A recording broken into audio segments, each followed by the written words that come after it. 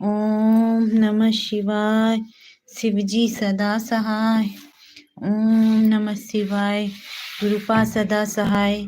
जय गुरु जी। संगत जी, संगत जी, गुरुपा के वचनों में एक बहुत अच्छा वचन था कि मैं तुम्हें नींबू की तरह निचोड़ देता हूँ।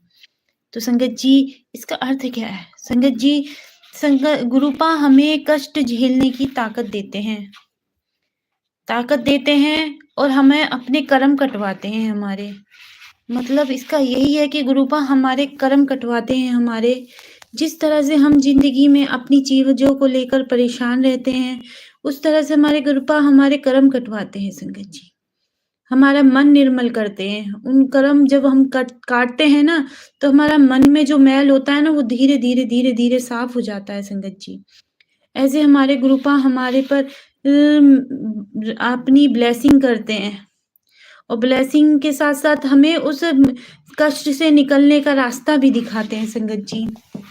उस वचन में कहने का मतलब यही है गुरुपा का कि जब मैं तुम नींबू की तरह निचोड़ता है, नींबू यानी इतनी कि आपके पास सब चीज़ होएगा और फिर भी पता ना ऐसी कोई नहीं मुसीबत आ जाएगी, आपको लगेगा कि ये कैसे हो गया एकदम से। इस तरह से परेशानियाँ आ जाती हैं संगत जी। और इन्हीं परेशानियों में आपको अपने बस गुरुपा पे विश्वास रखना है संगत जी। जितना आपका गहरा विश्वास होगा अपने गुरुपा पे, उस चीज़ों से वैसी परेशानियों से आराम से निकल जाओगे आप लोग। कोई टेंशन ही नहीं, कोई परेशानी नहीं होगी कि वो परेशानी आई कैसे? उससे निकलने का रास्ता पहले ही दिखा देंगे संगत जी। और नींबू की तरह निचोड़ने का कि इंसान जो संगत होती है ना, उनके ऊपर जो इंसान का गुरुजी का भरोसा ही उनको ताकत देता है संगत जी। और जो उनके अंदर का जो मैल होता है ना, वो गुरुपा बिल्कुल से निचोड़ देते हैं।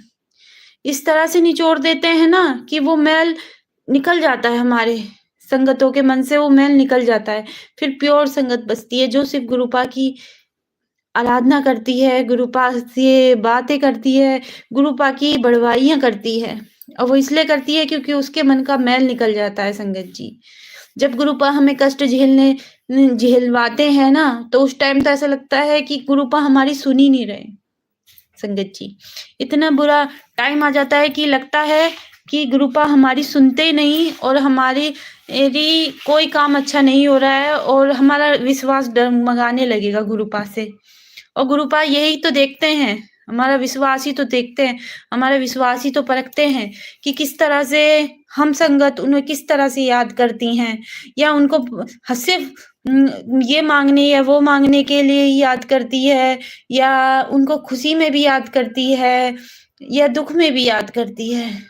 सिर्फ़ खुशी-खुशी में याद करने के लिए गुरुपा नहीं संगत जी, गुरुपा कष्ट इसलिए ही देते हैं, इसलिए हमारे कर्म काटते हैं ताकि हम गुरुपा की अहमियत समझें कि वो हमारी किस तरह से हमारी हेल्प करते हैं, हमारे कर्म कटवाते हैं, हमें मोक्ष के रास्ते तक ले जाते हैं संगत जी।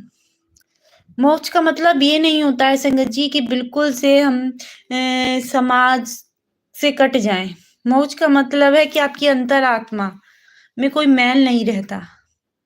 जैसे हम मेरे सामने कोई लड़की लेडीज़ अच्छा सूट पहन के गई और मैंने उसको देखकर मन में रहा यार इसका सूट तो बहुत सुंदर है, मुझे भी चाहिए था। ये लालसा खत्म हो जाती है संगत जी।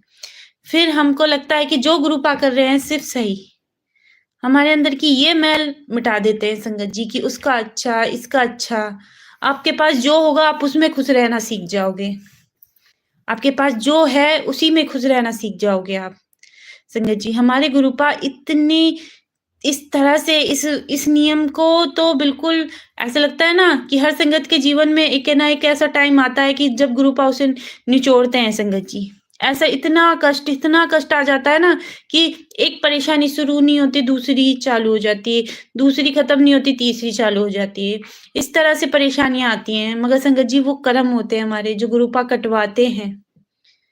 और थोड़े से 10% जबकि 90% गुरुपा कि जब हम शरण में आते हैं तभी कट जाते हैं।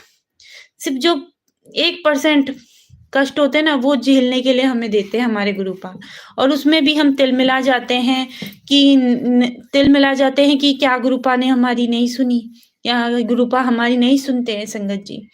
इस तरह से गुरुपा हमारी चीज़ों को समझते हैं और हमारी चीज़ों को लेकर ही आगे हमें नया रास्ता दिखाते हैं कि हम उस नए रास्ते तक ले जाएँ और हमें उस रास्ते तक का हाथ पकड़ कर ले जाते हैं हमारे। हमसे कुछ गलत होता है तो हमें ब्लेसिंग मैसेज में बता देते हैं। हमारे साथ कुछ गलत होने वाला है तो भी हमें मैसेज या किसी संगत द्वारा बता दिया जाता है कि ये गलत हो जाता है। पता नहीं कैसे पता चलता है गुरुपा, मगर बता देते हैं गुरुपा कि ये गलती है, ये गलती होने वाली है या ऐसी अब दिक्कत आने वाली है, हमें पहले ही सचेत कर देते हैं। और जो संगत सच्चे दिल से जुड़ी हुई होती है तो उसको तो पहले ही पता चल जाएगा कि हाँ, आप कि गुरुपा ने आपके लिए मैसेज भेजा है।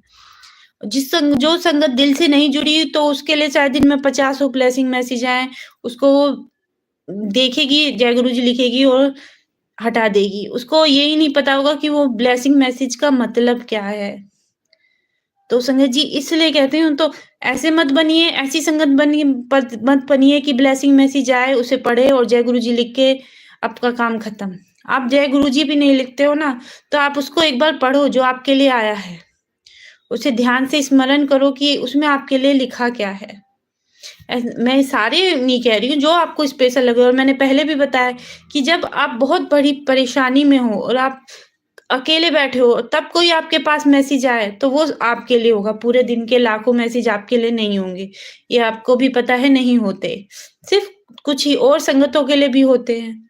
सिर्फ़ कुछ ही मैसेज जो आपको अंदर से ही लगेगा कि हाँ, ये पढ़ के ही लगेगा कि हाँ, ये गुरुपा ने मेरे लिए भेजा है। इस तरह से गुरुपा टेलीपैथी से हमसे बात करते हैं संगत जी। टेलीपैथी का मतलब ये नहीं कि वो हमें संग बैठकर हमसे बातें करेंगे। टेलीपैथी का ये है कि जब तुम मुसीबत में होगे और आप गुरुपा को बुलाएँगे, वो कहीं न कहीं से आपके लिए मदद भेज देंगे संगत जी। या तो कोई ऐसा इंसान मिल जाएगा आपकी हेल्प करने के लिए या कोई संगत मिल जाएगी या कोई सही कहीं से पैसे आ जाते हैं। आप यकीन नहीं करोगे, आते हैं और अकाउंट में आ जाते हैं और कोई क्लेम भी नहीं करता है वो किसके। एक आंटी ने पिछली बार भी मैंने एक आंटी के साथ ऐसे ही हुआ, खाने तक की रोटी नहीं थी, उन्होंने अरदास करते-करते सो गई दोपहरी में कि शाम को क्या बनाऊँगी, अपने बच्चों को क्या दूँगी। और अंकल की भी तबीयत खराब थी, पाँव टूटे हुए थे और फिर अचानक से ही 2000 रुपए उनके पेटीएम पे किसी ने किए और किसी ने क्लेम नहीं करा, आज तक किसी ने क्लेम नहीं किया कि वो कहाँ से आए। तो ऐसे करवा देते हैं गुरुपा। आपको कभी आप उनका हाथ पकड़ लोगे तो वो हम हाथ पकड़ेंगे तो छोड़ देंगे, मगर जब गुरुपा हमारा हाथ पकड़ेंगे ना, वो कभी नहीं छोड़ेंगे संगत जी। ये बात ध्यान रखना कि आपको ये कोशिश करनी है कि गुरुपा आपका हाथ पकड़े, ना कि ये कोशिश कि हम गुरुपा का हाथ पकड़ें। आप ये कोशिश करें कि गुरुपा आपका हाथ पकड़े। क्योंकि हम तो नादान हैं, हम तो अच्छा-बुरा देख कर छोड़ देंगे, मगर गुरुपा जब अपनी संगतों का हाथ पकड़ते हैं, वो कभी ही नहीं छोड़ते, संगत जी। ऐसे हैं हमारे गुरुपा और हमारे गुरुपा की क्या बड़वाई की जाए वो ही कम है संगत जी। जिस तरह से हमारे गुरुपा हमारी चीज़ों को समझते हैं, हमारे गुरुपा हमारी केयर करते हैं, उतना ही हमारे लिए बहुत होता है संगत जी। हम तो हम तो बहुत नादान हैं, हम बहुत पीछे हैं संगत जी, इस चीज़ को लेकर। हम बहुत नादान हैं, हमें नहीं पता कि टेलीपैथी से कैसे हमारी तो बहुत कमज़ोर है, हम नहीं कर पाते हैं। और गुरुपा की इतनी टेलीपैथी मज़बूत है ना कि वो हमसे हर तरीके से हमारी जब हम परेशानी में, दुःख में रोते हैं ना, वो सीधा उन तक कनेक्ट हो जाती है कि हाँ, ये संगत परेशान है मेरी। और संगत जी ऐसे ही आज एक आंटी ने सत्संग भेजा मेरे को, वो बहुत इमोशनली और बहुत प्यारा सत्संग था। उसमें आंटी ने कहा था कि गुरुपा ने मेरे को कष्ट काटे हैं मेरे, मगर उन कष्टों में मुझे सीख दी है और मेरे अंदर की सीख, मेरी जो अंदर की बुराइयाँ थी उनको निकाला है। आंटी ने साफ-साफ कहा कि मैं घमंडी थी, मैं दूसरों को देख के जलती थी।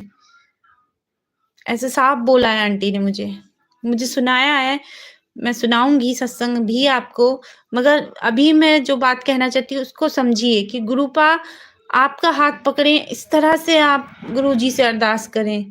सिर्फ़ माँगने के लिए मत जाइए गुरुपा के पास कि गुरुपा मेरे पति की हेल्थ, मेरे पति का बिज़नेस, मेरे बच्चों की पढ़ाई, मेरा घर-बार, मेरी सेहत, सिर्फ़ माँगने के लिए। कभी गुरुपा से 5 मिनट बैठकर उनसे उनका ये हाल-चाल पूछ लें और हँस के जाओ, हमेशा क्या रोते हुए, गिड़गिड़ाते हुए जाना।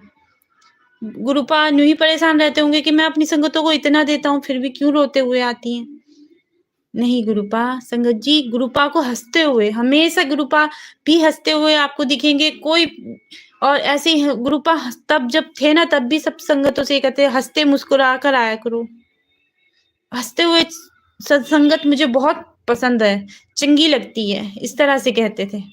और हम आजकल जब देखो अपना दुखड़ा ही रोने बैठ जाते हैं गुरुपा के पास कि मेरा गुरुपा ये सही नहीं था, ये सही नहीं था, ये सही नहीं था। नहीं संगत जी, गुरुपा से हँस के मुस्कुराते हुए बात करा करो कि जैसे कोई सालों से दोस्त मिल जाता है ना, जब हम जो चेहरे पे हमारी हँसी होती है, वो हँसी, प्योर हँसी, खुशी के साथ अपने गुरुपा के पास जाइए और हँसते मुस्कुराते हुए कहना, गुरुपा आप ही मेरे सब हो, आप ही मेरी परेशानियों को जानते हो और आपकी ही को ही मैंने सौंप दिया है, मुझे किसी बात की चिंता नहीं।